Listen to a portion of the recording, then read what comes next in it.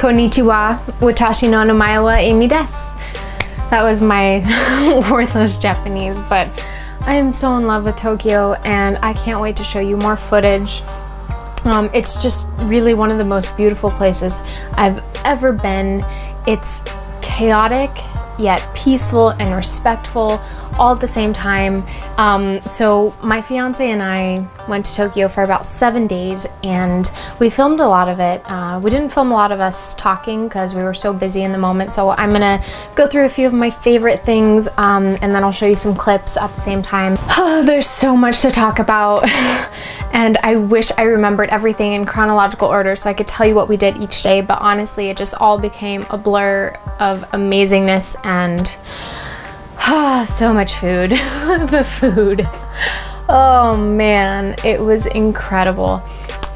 I will tell you, I gained 10 pounds from that trip for being there for 7 days. Now, we even walked anywhere from 12 to 15 miles a day because we were walking like crazy. The public transportation is amazing, but then we like to walk to different places and explore. And I still gained 10 pounds. That's how much food we ate, okay? Ramen and just everything all day, every day. It was just incredible, and you have to when you travel. A lot of times when I travel for work, I don't really get to experience everything as much as I probably should because I'm focused on work. So it was nice to just take a trip for fun and just go crazy with it. First things first, let's talk about where we stayed. We stayed in Akihabara, which is known as Electric Town, and that is for a very good reason.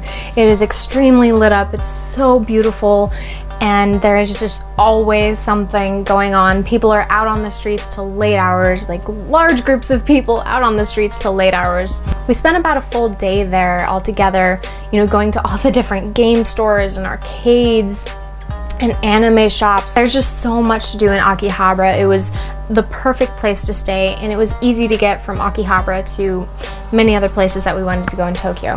Okay, I think it's time to talk about the food because that was the majority of our trip was food. I'm telling you.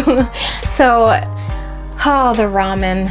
You know, I live in Los Angeles, so there's a little Tokyo and there's some good ramen in Los Angeles, but it's just not the same anymore. It's the same thing with like New York pizza and New York bagels. It's just, you can't get it like that anywhere else. The ramen was just incredible. The noodles, the differences in all the different ramen shops, like, we literally had ramen every day, okay? I'd say my favorite ramen was Ichiran ramen. So it might be my favorite because it was the first ramen experience we had in Tokyo, but I just think it was the best. The noodles were perfect, the flavor was great, everything was just excellent. And I really, really love how you order food in Tokyo. Everything is so smart and simple and effective.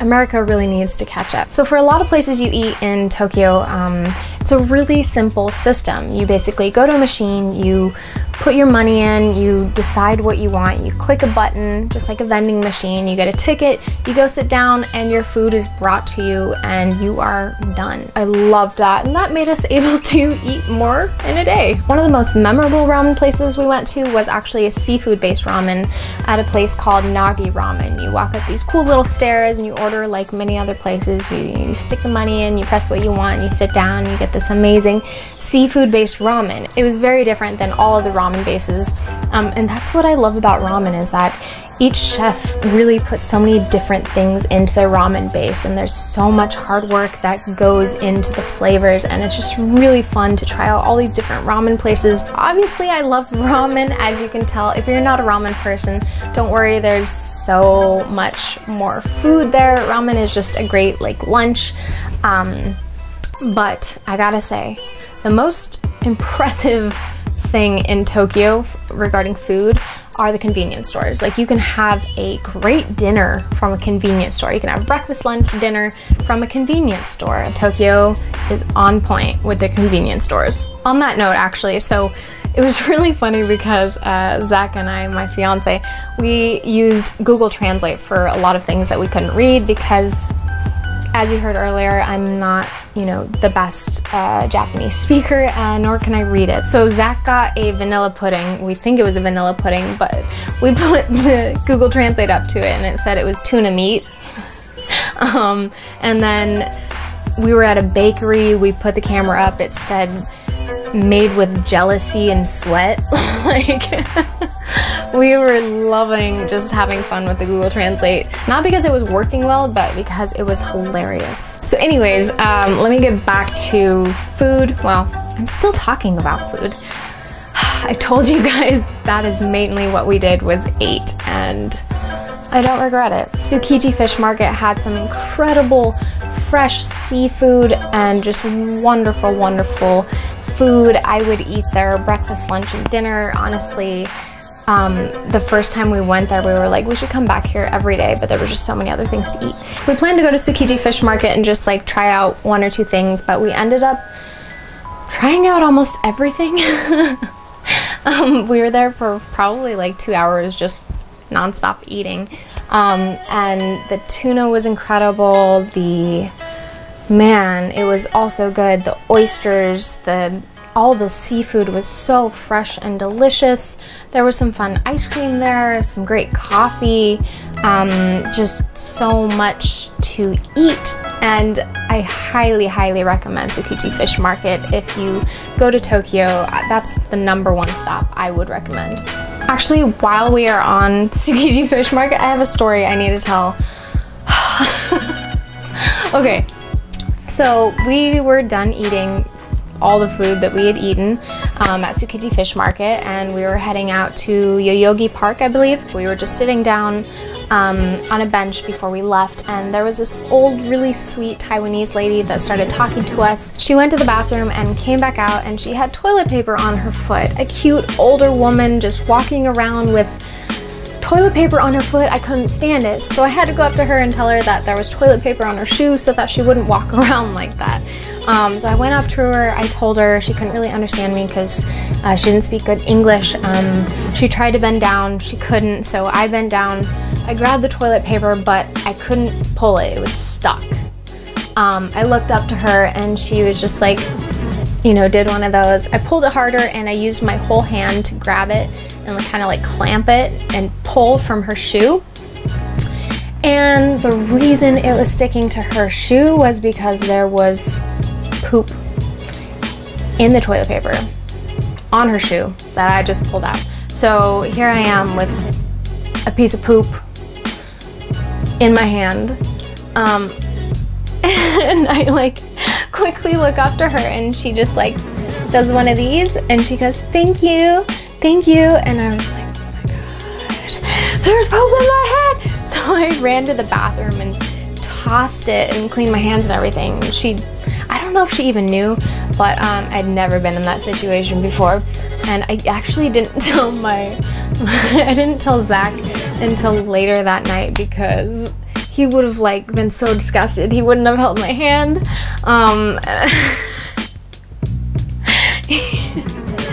Oh, anyways, let's get back to some more delicious food. Next up is Yakitori. So we went to Piss Alley, also known as Memory Lane, and it's called that because I don't know if people still do this, but you know, apparently you get so drunk in Piss Alley and you piss in the alley.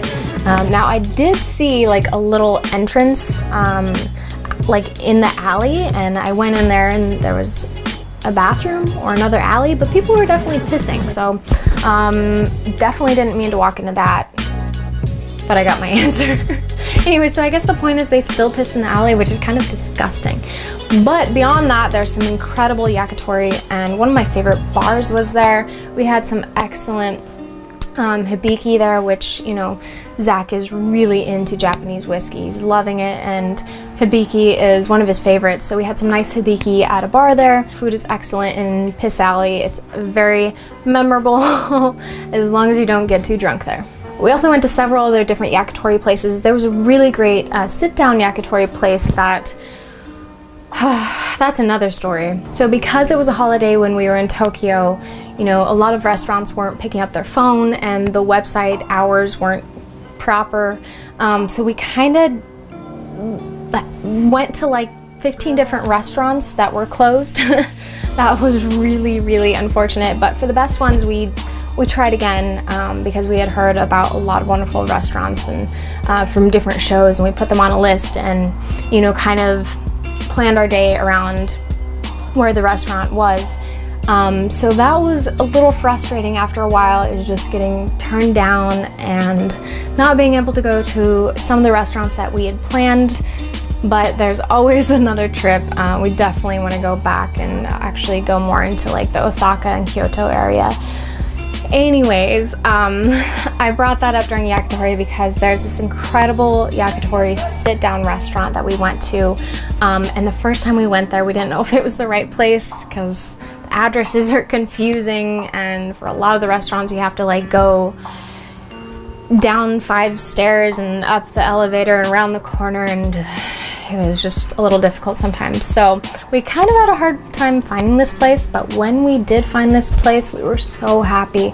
And then there's a really wonderful tempura place that we ended up going to because all of our other 15 restaurants were not available to us at the moment. We actually ended up going to this incredible tempura spot that we had to wait in line for about an hour.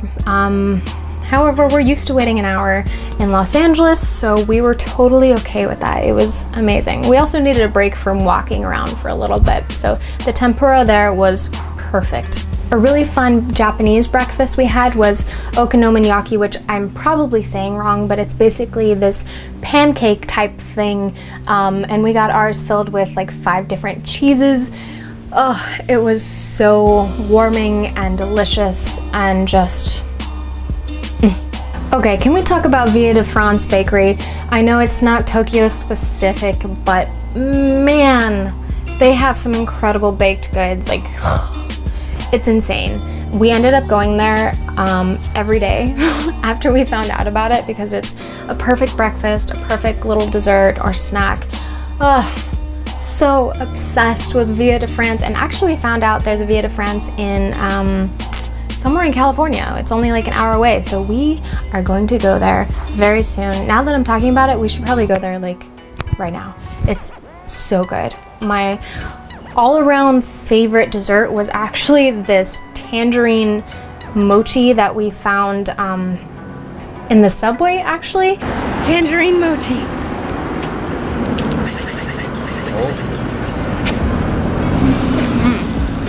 It is really cold. Told you. You ate yours so fast. I know, and I was telling you it's really cold. Oh wow. It's good though. The tangerines are amazing. Yeah. That's awesome. Alright, I've been talking about food long enough. I think you get the point. Tokyo truly has some of the most amazing, amazing food I've ever had, and I don't regret gaining those 10 pounds at all. Something I really loved about the arcades, by the way, was seeing all the people on their lunch break in their suits playing these games, and they are insane. They are so good at these arcade games, it's ridiculous. Like, it was so intimidating to play any games, but we of course had to. It was so fun.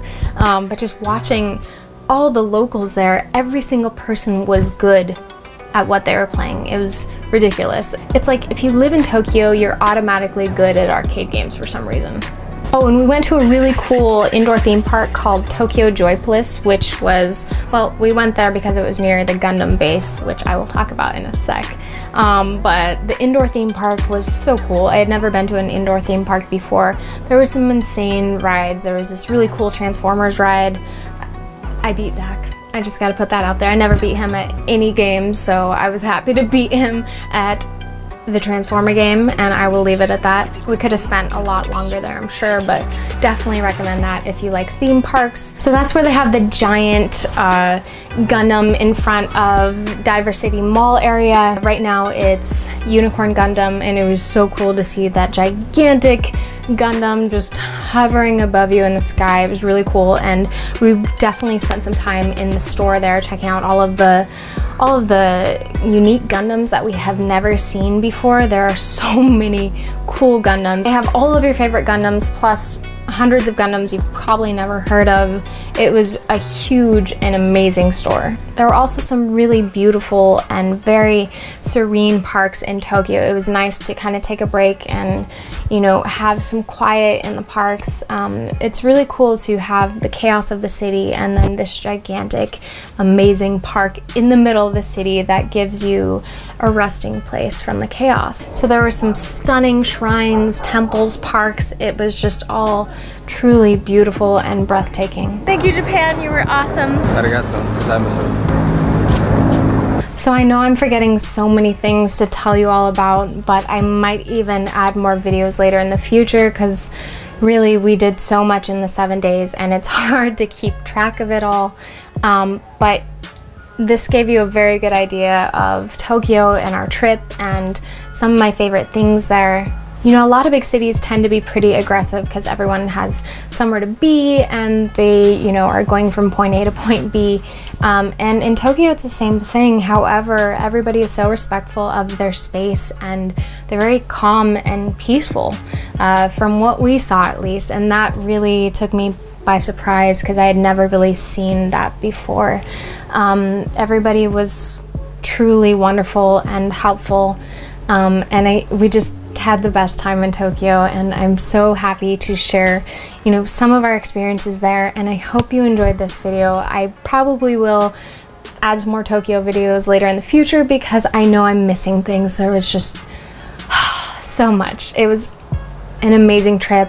You have to go there if you haven't. It's just one of those places. It's like another planet. There's nothing like it, really. There's so many weird things there, but so many amazingly weird things. It's just, there's nothing like it. So anyways, I hope you enjoyed this Tokyo vlog. Thank you so much for watching. Go ahead and hit that subscribe button and I will see you next time.